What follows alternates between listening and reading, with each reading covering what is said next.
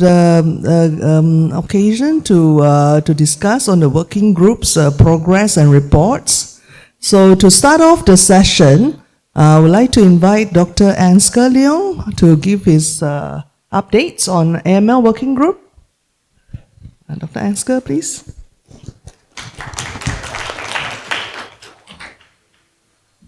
Good morning, everyone. Thanks for joining. And I'm presenting on behalf of the AML Working Group that we did a bit of discussion yesterday as to how we're going to plan our way forward. And here are the kind of debriefing slides I'm going to share with you. And there are some objectives of the working group that are listed here. And in fact, it's actually, I arrange it from the easiest one on the top and the more difficult, challenging part on the bottom. As you can see that, we have thought about, whether we can come up with some consensus in AML management in the Asia-Pacific region. Something that, we obviously we have the guideline from ERN and WHO, but I think that, we need something more specific to the Asia-Pacific region. And I will tell you later on about what we have come up with, particularly after the MRD forum yesterday. And then, but there are other things that we can do, in fact, in terms of like either we can initiate some clinical trial or participate in some industry-sponsored trial. And joint grant application is always important. Resources are always important. But I think that item 4 is actually dear to my heart because I think that now we have different institutions, and each one of the institutions would have their strength. Some will be very strong in pathology, genomic.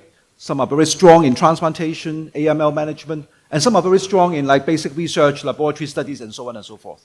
So I think that by this kind of platform, we can cross-breed our next generation, perhaps, to make them a more advanced and trainees and also hematologists. The 5th one is also important, but I think we really have to have a bit of knowing each other well better, in terms of exchange of databases, publish like John cohort and and exchange of research material. That would be something that we have in mind, but not something that we would do right away. Now, talking about the consensus, so there are a couple of things that we need to consider, all the way from what we would do in terms of diagnostic, in terms of what actually should be done, for example. Of course, that you have all the guidelines internationally, but taking into consideration of the Asia-Pacific region. Yesterday, some of the colleagues from Thailand said they may not even have a very high throughput NGS service for a diagnosis and so on. So we have to take all these into consideration as to what will be expected in the Asia-Pacific region. And the way that I see it is that, like, for Hong Kong, for example, that all the services are pretty much government funded. And to negotiate with the government, we need some backup, some support. So, of course, we can quote certain international guidelines, but if we can come up with some consensus as to what is considered as a standard of care in the Asia-Pacific region, it would actually give us a lot of strength in terms of how we're going to talk to the government and hospital authority to see what kind of services should be provided. The next thing is about the MRD detection, as to see what platform we should use, how often we should monitor this patient, and for how long, and whether we should do bone marrow and peripheral blood. These are the items that we have talked about yesterday a lot. And of course, the last one is important about, what's the best strategy in terms of induction, in terms of consolidation and maintenance nowadays is also important as well. And as new modalities of treatment is now available, then we should do a better job within the Asia-Pacific region. Now, talking about MRD, which is something that we would say we would do imminently, there are key issues to consider. The first one is about it has to be evidence-based. In addition to expert opinion, we need some evidence base, and we kind of realized that the ERN would have the new MRD guideline in 2026. So therefore, we perhaps would, while we are gathering information, I think we would also have to wait for what will be published in 2026 next year, so that we can have a stronger evidence-based recommendation. And of course, the important point is that whatever guideline that we are trying to draft, it has to be generalizable to all the Asia-Pacific region. I mean, taking into consideration the various, reimbursement system and finance and the patient accessibility and so on, has to be generalizable. It has to be Asia-Pacific specific thing, and it has to be sustainable. Because yesterday I have some case sharing and doing digital PCR, individualized platform as a research tools. That's fantastic, but it can't be sustainable. because every single test costs a fortune. So therefore, we have to do it in a way that it becomes sustainable. It's a real services to patient, so that the patient can benefit from our effort. So that's the key issues. And so about the actual things that we're going to consider, yesterday we had quite a bit of discussion in the forum, and as to the platform, we talked about flow cytometry as a cell-based method, and molecular-based, we talked about transcript, digital PCR, NGS, so on and so forth, right? So these are the things that we probably will put into these guidelines after our consensus. We also talked about, intervals, how often we should monitor this patient and for how long, taking into consideration nowadays that we have 3 separate settings. People could have received intensive chemotherapy like 7-3 and high dose, high DEC, or they could receive Veneza for unfit and frail. And now we touched a little bit upon otherwise fit and young patient, about Veneza and so on. But that's a different issue. Post-transplant is important too, as how we're going to monitor this patient, how often we should monitor this patient should be included. Last but not the least, we do all this MLD thing. The issue is actionability. You have to be actionable. I mean, you just not do it for the sake of doing it. You have to do, you have to act on it. Otherwise, you better not do it. So therefore, these are the things that we have to come up with some consensus. As to say, post-transplantation, if you got an MLD positivity, like, how you should repeat it, and what you should do afterwards. So these are the things that we hopefully we can be included. And there are a couple of new initiatives, and Mark was here yesterday and talking about, FLIP3, ITD, and GS, which turns out to be also in the NCCN guideline, isn't it? So therefore, I think that's something that but not many places actually have the service right away now, and including Hong Kong, we don't really have this FLIP3, ITD, and GS, but I think it could be a powerful platform. And we also talked about a little bit about cell-free MLD detection. Again, whether having this platform can, we can shy away from having bone marrow examination from the patient. These are the things that we have talked about, and these are new initiatives, and something that we may have to consider. This is the last slide. Action is important, isn't it? So we kind of did it in the old-fashioned way yesterday, collecting names and email from everyone on a piece of paper, but eventually we have the list of people who are interested in the AML Working Group, and not just a person, but also the contact person. So in the future, we're going to identify in each of the Asia Pacific region countries, hospital centers, like, who are the responsible person, so that we can, get hold of them in future meetings. And we will prepare the first draft of MLD monitoring and guideline by all the contributing authors. We need some advice into, how we're going to get this work published. We tentatively said by Zoom, we're going to have a meeting in March 2026. That's what we kind of tentatively came up with. And of course, it's always important, last but not the least, how about funding from the industry? We always need some more funding in terms of writing, in terms of all the other work that we want to do. We need industry support. I guess this is pretty much that we came up with yesterday. Comments are very much welcome. Hi, Angela. Thanks. Obviously, very good that AML is having things working and moving along. Just very quick point on funding. So, taking the same model from the other 2 groups, the lymphoproliferative group as well as the ALL group. So, I think the easiest, of course, is for your consensus writing. And of course, it'll be easier because we have actually a dedicated medical writer that we give them a contract, and they're quite cheap and they're quite good. So they've delivered. I think the AL group is quite happy with them. CLL group is also quite happy with them. And what we can do is for you guys, pass the head around. So ask the companies that are interested in AML. Then at your level, at your various country levels, ask the company for support. We will give you a letter to write, and then they pass it around. It's really not that much. So the company to support, then APLC can help do that. For your FLIP3, a little bit more tricky because different countries have got different. Some countries really have, some countries don't have funding support.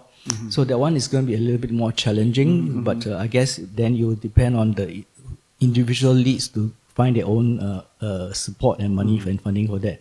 But if in the absence of like developing the test, you all can maybe easier to just come up with a common protocol, whatever sets you want to do. And that's for Flick 3. At the airport, we discussed about KMT3. Obviously, NPM is already there, but some countries don't even have that. And so different levels depending on what you all want. Right. I also advise not to take too many things on board, Right. and then keep simple. At least you have at least just one guideline consensus. Right. That'll be very good already. Right. Ken, Thank you thanks. very much. Thank you. Points well taken. Yes, thank you very much. That will be the MRD. In fact, the first one that we're going to go for it is perhaps. Okay, great. Yeah. Okay, thank you and very much. we already know who's keen to sponsor. Yes. Thank you. Thank you, YT. Thank you. Thank you, Professor Askar. And the next, as Professor Ashley give us the update of ALL working shop.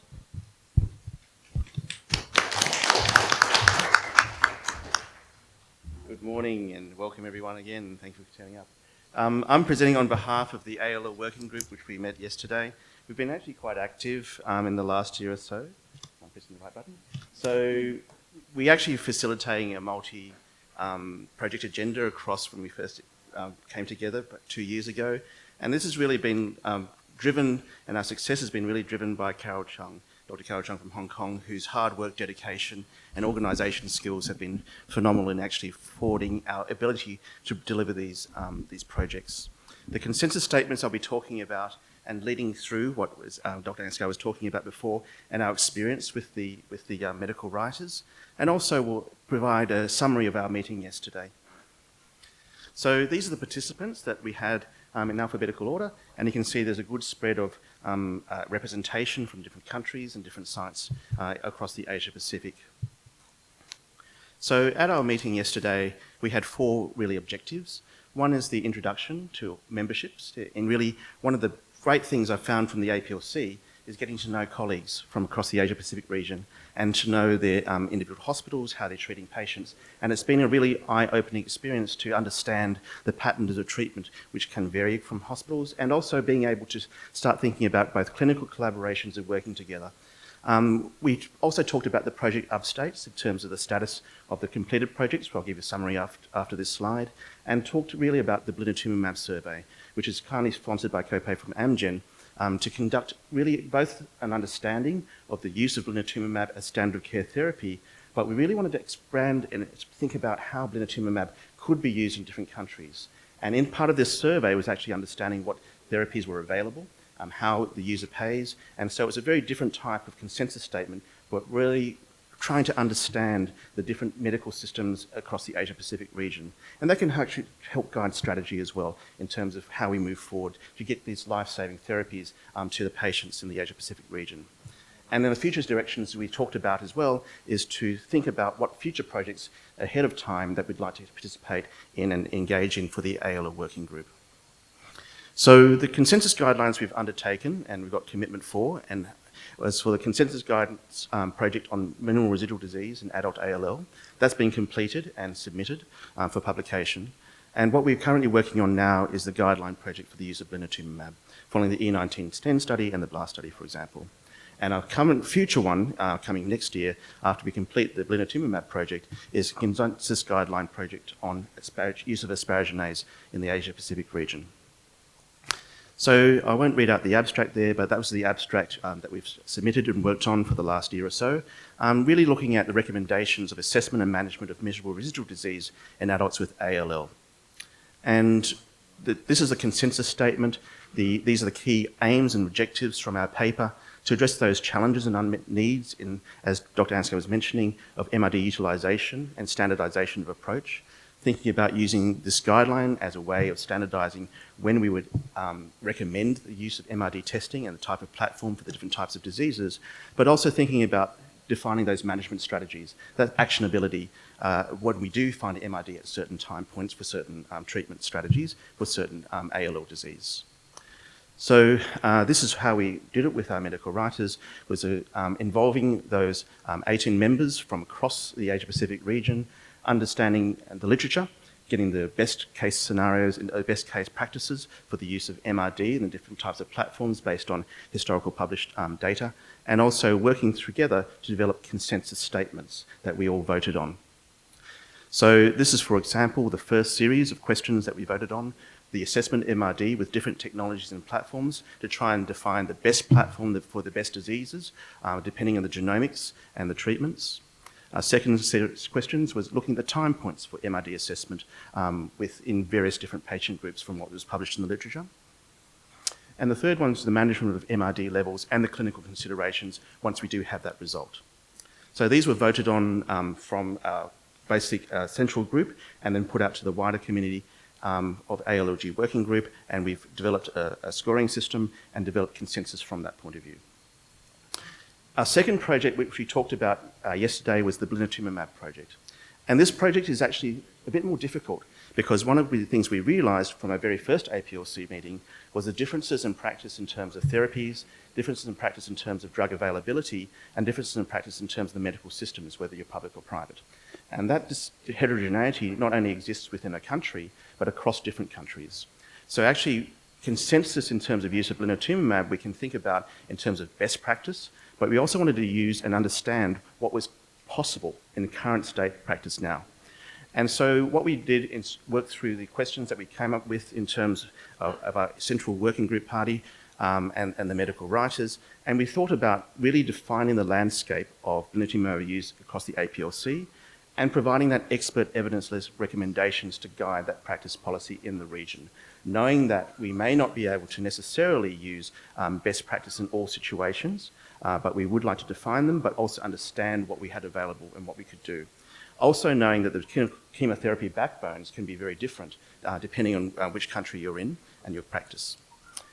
So we had the overview of the survey of local institution of practice we discussed yesterday, but the timeline we presented for this, thank you for Carol for these slides, was to review those consensus statements and voting in March next year. We'll have a virtual meeting around April to May following that meeting, and then review of the manuscript in August. So the submission of the manuscript is aimed to build the third quarter of next year before we move on to the next project for asparaginase. So one of the things that we talked about as well, which is quite important, was the future directions. To brainstorm, think about suggestions from the working group. What are the questions that we want to use, really address with our community here? And some of these projects we've talked about several ideas, for example, looking at lymphoblastic lymphoma experience and treatment from Melissa Ooi, looking at developing a treatment registry. As we talked about, and what Dr. Ansgar mentioned before, is understanding different types of backbones and chemotherapy approaches and transplant approaches across different countries and hospitals in the Asia-Pacific region. Thinking about, as we mentioned before, the molecular platforms, the different types of platforms available in different countries for MRD testing, but also diagnostic testing. And we were joined this year by Dr. David Young, Associate Professor David Young from South Australia, who one of his keen interests that we're developing from the Australian Lymphoma Leukemia Group is having those types of consensus statements for Australia and New Zealand, but thinking about using that experience and comparing across different types of countries and what's available across the Asia-Pacific region. Thinking about also developing for those rare toxicities for blinatumomab, for example, which interested of Dr. Carol Chung, thinking about case reports, understanding, for example, if arthralgias or CMV reactivation is an issue. Also thinking about different cohorts of treatment, for example, for elderly ALL, and what types of treatment approaches can be used in that cohort. And also thinking about, in all these together, thinking about abstract submissions to publications as well as conferences within our group. So thank you very much. It's been great. Thank you for all your work and look forward to 2026 and 7. Thank you, Professor Ashley. And any comments? If no comments, thank you, Professor Ashley again. Okay, that's very fast. Okay, next, we have Dr. Raymond Wong. He's going to give updates on CLL. Raymond? Thank you very much, Lily, for the very kind introduction. Good morning, friends and colleagues, ladies and gentlemen.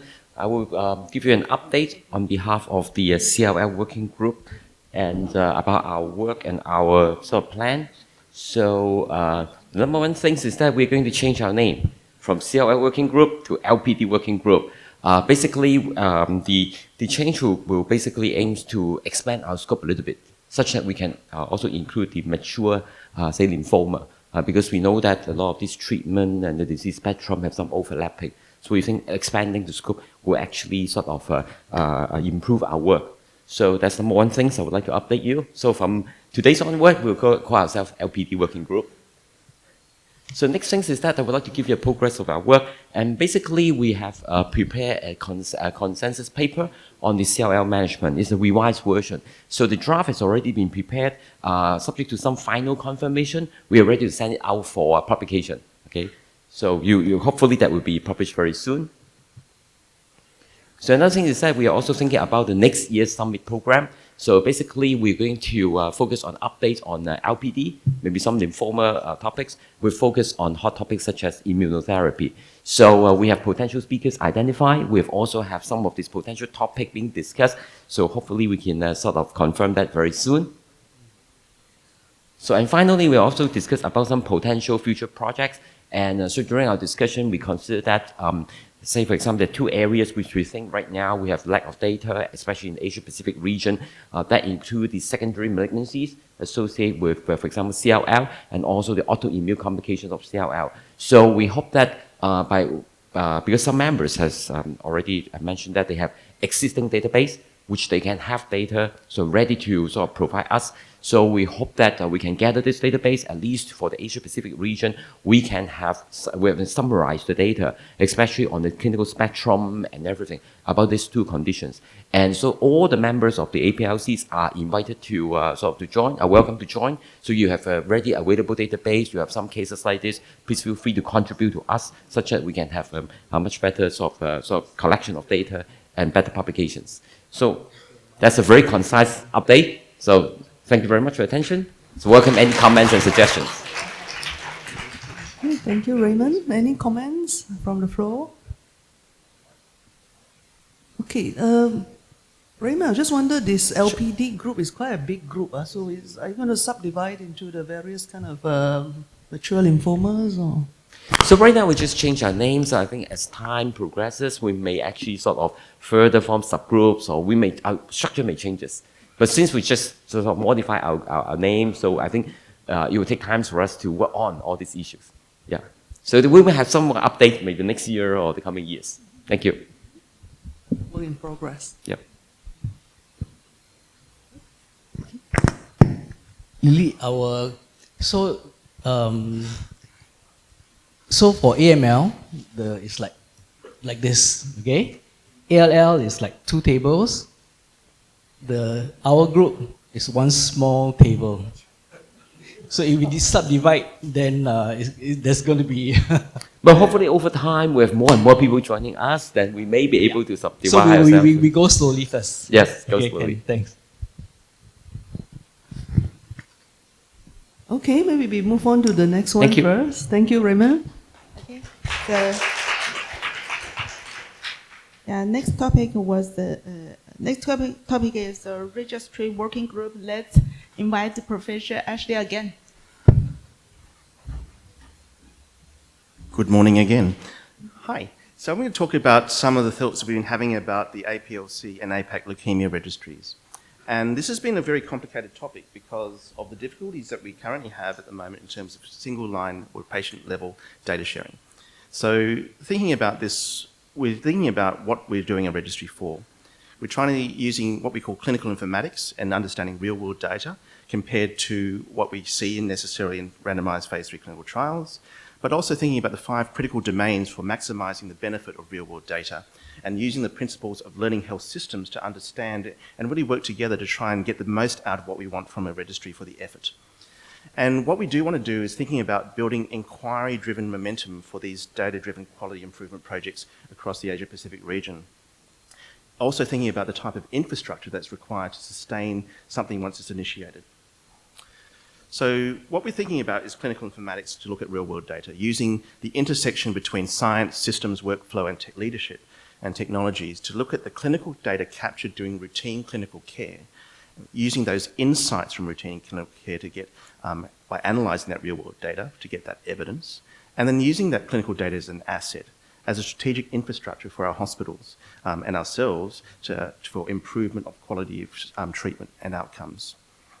So there are 5 critical domains we need to think about for real-world data collection and how we want to invest our time. We need to think about the strategic data selection, choosing the right data and the right data source for the right question, thinking about the methodological rigour, the foundation of credible evidence that we need to have. We also need, for example, very critically, that stakeholder engagement, building the trust and alignment in terms of the goals, and that's a key importance of APLC and APLC working groups, is that alignment to those questions. We also need to think about that evidence to action, the implementation of such insights that we want to work towards, but most importantly, and this is very critical, the sustainability of that infrastructure, because what we do want to do is have a sustainable future for any type of registry. So a lot of registries can get investment up front, for example, for establishment, but it's very difficult to sustain, and not many places can actually do that. So the data landscape that we can access twofold. And there actually is data being collected, which I'll talk about in subsequent slides, really from the population level. We're talking about government sources and other population registries, cancer registries, population level coverage, looking at maintaining that patient privacy within that context. And these data actually is publicly available. So one of the things that we cannot compete is that population level data as a true representation of that population. What we do have in terms of our individual hospitals is the ability to look at that granular data, that patient level information such as protocols and responses, which won't be necessarily captured routinely in terms of the government registries, in terms of specific responses, specific treatments, and also that embedded specialty knowledge and information, and importantly, that reflection of heterogeneity of the local practice. So looking at some of the databases, for example, that we have for hospital level data is quite granular.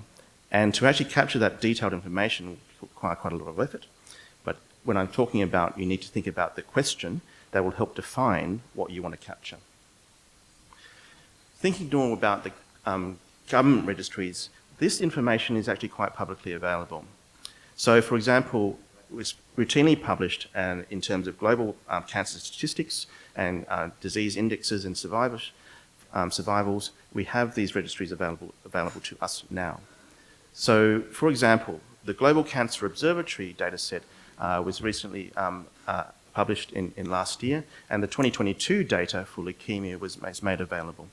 So this is the GloboCan initiative, and they looked at leukemia across the world. And one of the important things about this population level data is the methodological rigour in terms of epidemiological analysis and statistical analysis for population level data to standardise it, to be able to try and compare it across different countries to get an idea of treatment disease incidence and treatment disease outcomes. So this does rely on the availability and accuracy of national and regional registry data, and it also requires a lot of modelling. So not all countries collect individual patient data, but is a sampled set which is extrapolated. And so some regions may lack the robust surveillance that some countries have in terms of the reporting. So the benefit of this data, however, is widely accepted, it's methodologically rigorous, it estimates cited by the WHO and national agencies and research publications. So, for example, if we take leukemia overall, we can see the leukemia in the Asia-Pacific region across, for example, is the incidence of leukemia from all the other cancers, you can see is 10th or so, and the mortality similarly, 10th or so. So 13th of the incidence of cancers and 10th in the incidence of mortality in standardised rates. It was interesting that the incidence of mortality across different regions, you can see on the right, Asia, New Zealand in terms of incidence, North America, Western Europe, and that's probably a reflection of the type of reporting into individual level data that we have to report to our cancer agencies by legislative requirement for each patient outcome. And you can see the incidence in other cities, countries is less, potentially both due to surveillance differences, but also the age of the population, where younger populations will have less incidence of cancer. But importantly, if you look on the left-hand side, if you look at the different regions from the GloboCan registry, Western Asia, Southeast Asia, Eastern Asia, and Central Asia, you can see that the incidence is not necessarily the highest, not necessarily the lowest, but when we compare that to the and multiply that by the population of those countries, you can see that Asia has the highest case count of all regions in the world due to its population, not necessarily due to the higher age standardized incidence rates, but the population of the Asia region has a significant implication. The number of cancer diagnoses for leukemia is actually the highest proportionally to the rest of the world. And that's represented here by the tree chart. You can see of the 2022 reported cases of standardized reporting, you can see of roughly 500,000 in the world, Asia represents about half of that. So we actually have an opportunity to think about how we can really impact outcomes for a significant population of patients with leukemia in the world. So strategic data selection is important. Choosing the right data for the right question, having that question up front really is really important in terms of understanding what you want to invest in. So thinking again about patient-level data, and we're thinking about, as I mentioned before in the previous working group summary, thinking about the different types of specific treatments we're using in different countries and hospitals. At that level of information, if we can collect that, we can better understand our treatment protocols and outcomes to those treatments. So what we talked about previously in APLC 2023, our first one, thinking about retrospective data studies, but we also canvassed quite a lot of information and different country-specific changes, country-specific restrictions in terms of data sharing. And although we know that we would like to share even de-identified patient-level data, there are certain restrictions that we going to take a long time to overcome in terms of getting approvals from hospitals and even countries in terms of how they would like to share the data. So what we are thinking about, if we want to invest in that, that will take quite a bit of time for multi-site agreements. When we talked about this in 2024, we started bringing in terms of thinking about how to classify disease, both in terms of WHO ICD-0 classifications, ICD-10 coding, and ICD-11 coding. We talked about last year, one of the difficulties in the most recent WHO even classification of leukemia is that not all sites has access to genomic testing from an NGS. So they cannot apply the most recent WHO coding, ICD-11, in terms of disease classification, because you cannot do the genomic testing there. Similarly, we have to rely on the historic WHO coding based on morphology and gene mutations and cytogenetics, specific gene mutations and cytogenetics. So there's difficulty in heterogeneity in terms of that patient-level classification, because that investment will still have heterogeneity depending on the type, the country which you came from. So this is just a brief overview of what we talked about last year. We cannot necessarily homogenize or standardize even a diagnosis of a patient across the Asia-Pacific region in the absence of standardized genomic testing. We also have the issue of getting multiple batch reports from genomic testing. We don't necessarily have them on REDCap or reportable databases, but they're often in PDF documents. And so there's a technological implication of that as well, in terms of both getting that data into a computable format, but also the different languages and different types of reporting format as well. So I'm going to propose that we think about the APLC Registry Working Group as a facilitator across different working groups, across different leukemia subtypes and LPD subtypes. Thinking about being able to help formulate, assess and develop those projects with our expertise across different working groups. Really thinking about the project-specific registry focus. What is your question? Once you define the question, some of those questions will have commonalities across different working groups, such as for the ALL and the AML, which are the molecular testing platforms you have available? Which are the sites which you have that available for example, we are doing NGS sequencing? Which sites are doing research projects, for example, that like to collaborate with and contribute samples to if patients get feedback from? We'd also like to think about analysis of publicly available data. What I showed you before was the summary from the GloboCan dataset.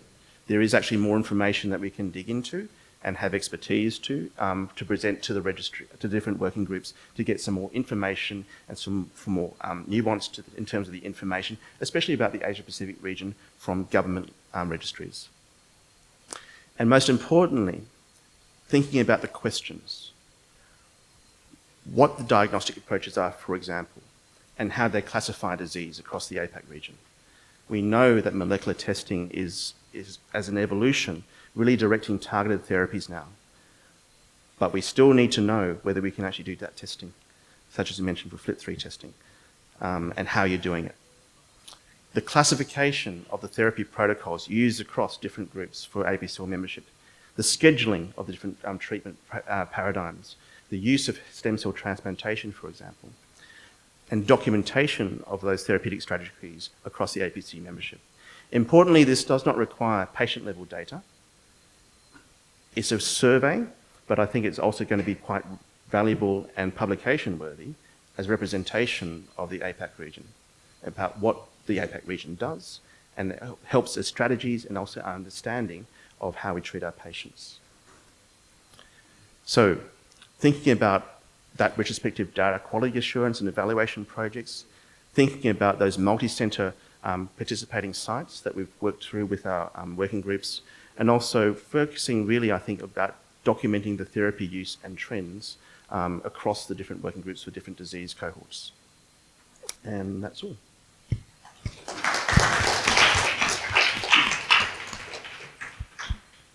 Any comments for this topic? Yeah, thank you very much, Dr. Ashley. That's great work there. So I think the registry definitely is something that we can do. And in Malaysia, I think we are very interested in it. So I'm sure like the group already done some preliminary work, or even your country has like the worksheet, the data to collect, all that. So, I mean, at least in Malaysia, I think I welcome like if there's sharing of this worksheet, if it's possible, rather than we reinvent the data that we need to collect and all that. Of course, we might not have some of the items that we, like molecular data and all that, we might not have.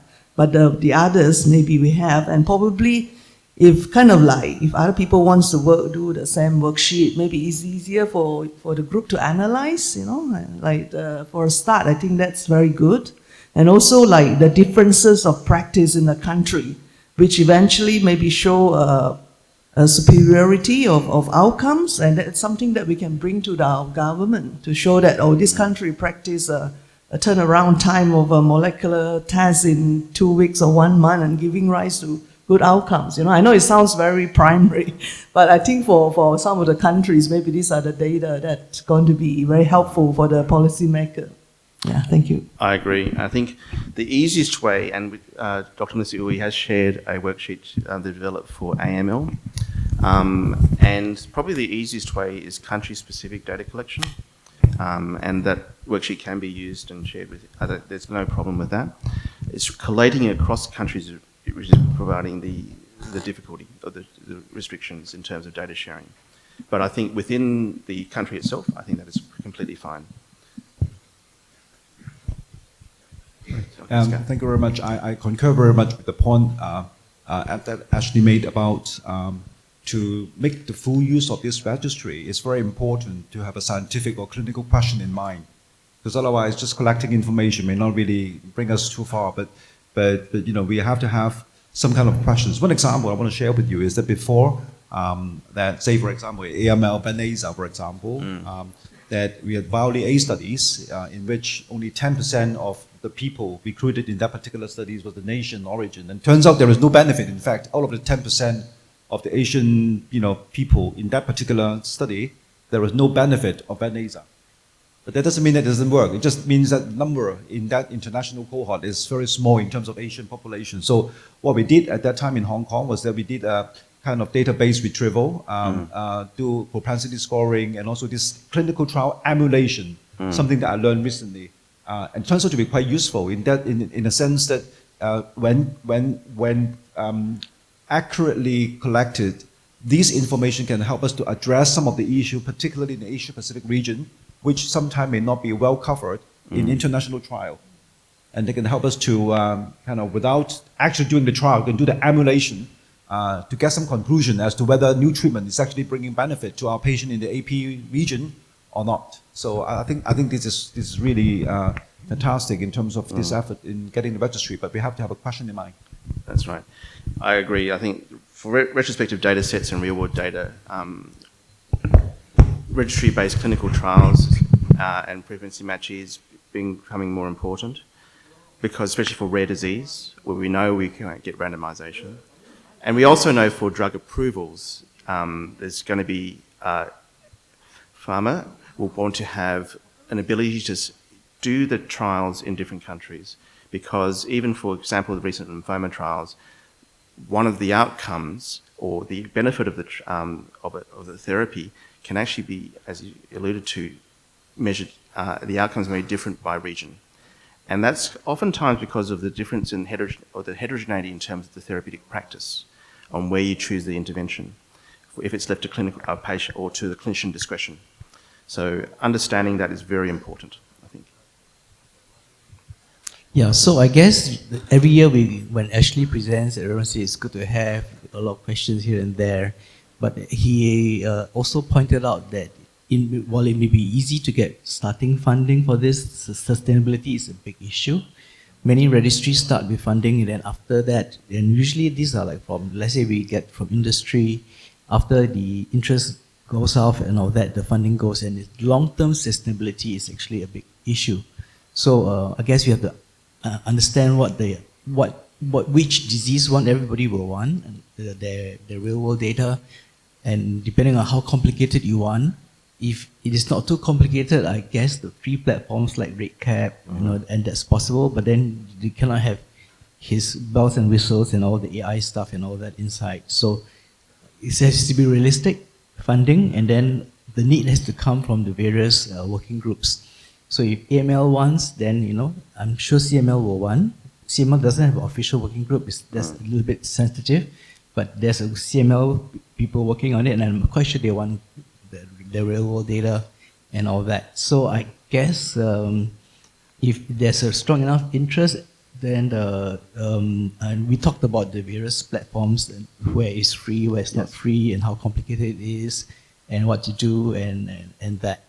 So we have to face that question. Then we have to go to Ashley's group and say, okay, which platform you're going to use, how much detail. Then you have to then say that manage expectations. They will give you all the big list, and you cut it down and say, okay, my rate cap can only take a tenth of your number of requests, and so forth. Then the various groups have then compete for that.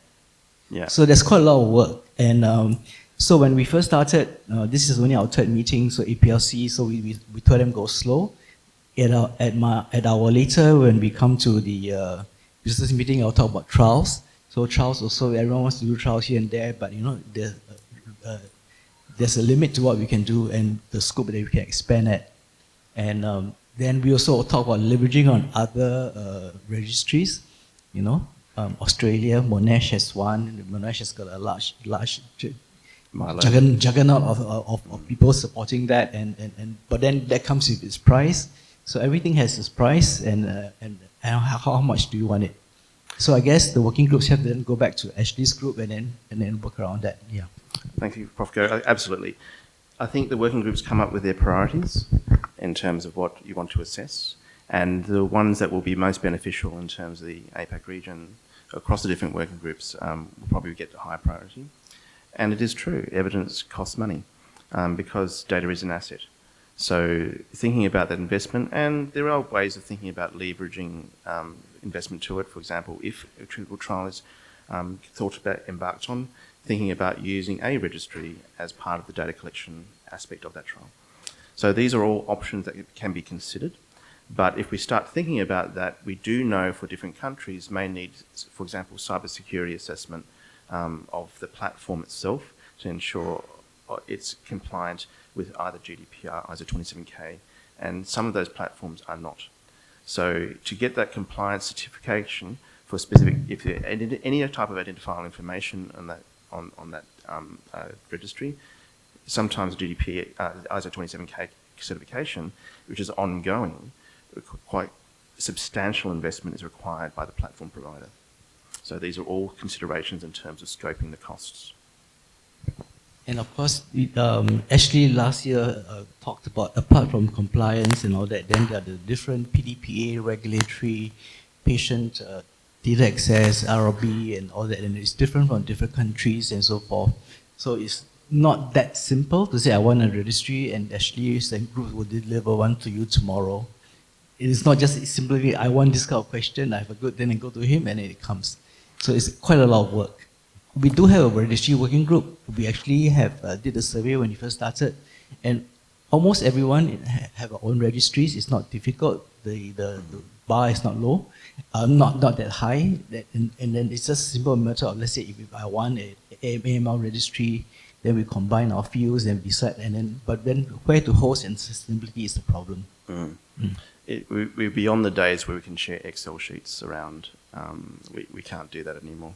But yeah, so that if you get caught, then you know the penalties. The penalties are quite severe. Actually, may have to go to. There's actually for a local example, the Office of the Australian Information Commissioner, the Office of the Victorian Information Commissioner, in 2022 they introduced penalties for both incarceration as well as for a third of the operating costs of the institution. They can be fined for severe and repeated data security breaches. So we've really locked down in terms of our ability for data sharing. When we put our ethics through, even for sharing de-identified data, some ethics committees and the cybersecurity assessment committees will want an assessment of the platform to which you are sharing the data to, and some will not accept anything other than having GDPR or ISO 27K certification. It has become very restrictive even for us. So even with de-identification, there's so many issues. Like simple de-identification, how do you de-identify? What are indirect de-identifiers and so forth and so forth. So many levels. And it may differ by country to country. Correct. I'm thinking a bit more like maybe every country kind of like, for interested kind of countries, they have they analyze their own data. So you're not actually share the Australian patient data to another country. You share the identified data, that's fine. But then, So CLL LPD group talked about that, and so maybe, I don't know how successful it will be, but small data that we can share, but it's not complete. Then how much, what's your denominator, what kind of scientific, your reviewer, where you're publishing and what you're using the data for, whether it will be useful. I guess it's for every group to then decide and then do, but if you want something really big, then come to Ashley and come with some money, and then we will put together and see how much money we have. But do the basic thing first, get your guidelines, Anshka, get your guidelines first. If all of us have a Ashley and a Carol, and then we have so many projects, in the ALL. Yeah, and we're here to facilitate. So we within our groups, and we've got expertise and developing registries, costs. We have contacts and know different platform providers who are compliant, but I haven't mentioned those because they have a cost to them, and it's ongoing cost to maintain it in the order of something like 20K US per annum to maintain a registry, which is ISO 27K compliant.